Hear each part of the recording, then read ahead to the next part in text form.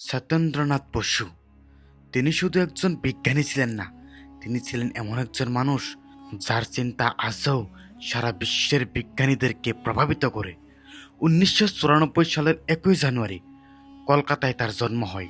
ছোটবেলা থেকেই তিনি খুব মেধাবী ছিলেন। সংখ্যা, অঙ্ক আর বিজ্ঞান এই জিনিসগুলো তাকে অন্যদের থেকে আলাদা করে তুলেছিল।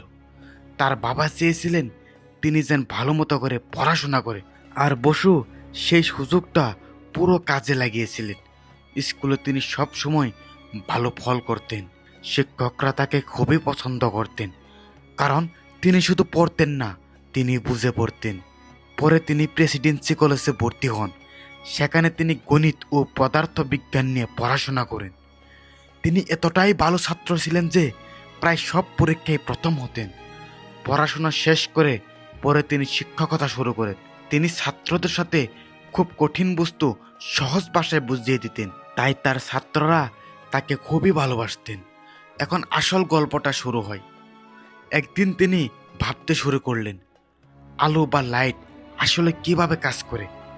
এই প্রশ্নের উত্তর খুঁজতে গিয়ে তিনি অনেক গবেষণা করলেন এবং শেষে তিনি একটি নতুন পদ্ধতি বের করলেন যা দিয়ে আলোকে বোঝা যায় একদম অন্যভাবে। তিনি এই নিয়ে একটি গবেষণা পত্র লিখলেন, কিন্তু যখন তিনি সেটা বৈজ্ঞানিক জার্নালে পাঠালেন তখন কেউ সেটা গ্রহণ করল না। ভাবুন একবার, এত বড় কাজ কিন্তু কেউ বুঝতে পারল না। এই জায়গায় অনেক মানুষ হাল ছেড়ে দিত, কিন্তু বসু হাল ছাড়েননি। তিনি সাহস করে তার গবেষণাপত্র পাঠিয়েছিলেন বিশ্বের সবচেয়ে বড় বিজ্ঞানী অ্যালবার্ট আইনস্টাইনের কাছে। এটা ছিল তার জীবনের সবচেয়ে বড় সিদ্ধান্ত। আইনস্টাইন তার লেখা পড়ে খুবই অবাক হয়ে গিয়েছিলেন। তিনি বুঝতে পারলেন এটা কোনো সাধারণ কাজ না, এটা একদম নতুন চিন্তা। তারপর আইনস্টাইন নিজেই গবেষণাপত্র অনুবাদ করে প্রকাশ করতে সাহায্য করলেন। এই কাজ থেকে তৈরি হয় বসু আইনস্টাইন স্ট্যাটিস্টিক্স, যা আজও পদার্থ বিজ্ঞানের একটি গুরুত্বপূর্ণ অংশ। পরে বিজ্ঞানীরা একটি নতুন ধরনের কণার নাম রাখলেন বসু, এবং সেই নামটি রাখা হয় বসুর সম্মানে। এটা একজন বিজ্ঞানীর জন্য অনেক বড় সম্মানের বিষয়। কিন্তু অবাক করার মতো কথা হলো, এত বড় অবদান থাকার পরেও সত্যেন্দ্রনাথ বসু কখনো নোবেল পুরস্কার পায়নি। তবু তিনি কখনো দুঃখ পায়নি।